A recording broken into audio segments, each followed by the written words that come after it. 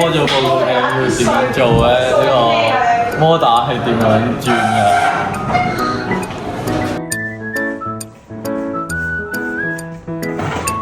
就係呢個風扇啦，咁當你一打開電源嗰個開關嘅時候啦，電流會流到呢個風扇嘅內部啦，咁樣咧就會產生一個旋轉嘅磁場，咁呢個磁場咧就會帶動呢個內部旋轉啦，令到呢個風扇咧可以調節佢個速度，去令佢旋轉風，可以調節佢風速嘅旋轉。呢個風扇嘅原理咧，就係利用呢個電磁感應同埋呢個旋轉磁場嚟工作嘅。當呢個電流通過呢個定子嘅，即係上面嗰個嘢嘅主要組同副組啦，產生一個會旋轉嘅磁場。跟住佢跳速，即係校嗰個開關原理咧，就係通過呢個串聯電控器嚟講呢個要做嘅電壓啦，跟住從而調節呢個轉速啦。佢嘅優點同缺點啦，咁啦呢個風扇咧，佢嘅優點就係佢成本低啦，咁價平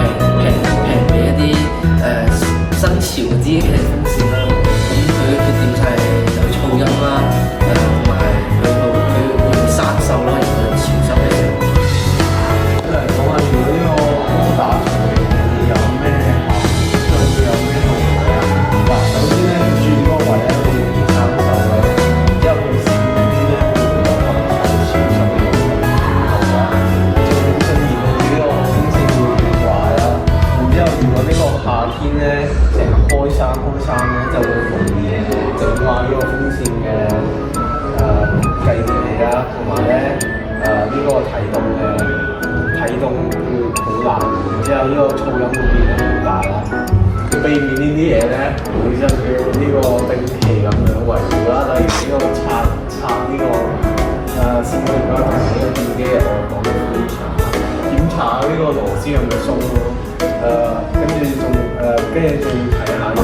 異響啦，跟住加啲潤滑油就得。呢個風扇嘅原理啦，我哋喺度咧，我會將呢個原理咧，我用喺一個摩打上面，就好似一個風扇咁樣。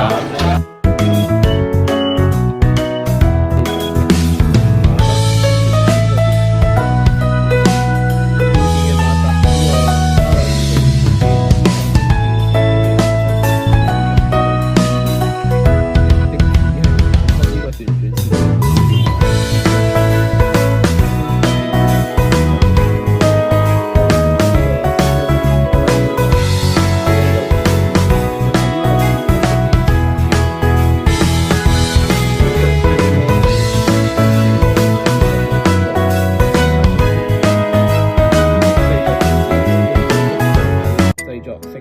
閉合回路，例如用呢個鋁條或者銅條組裝，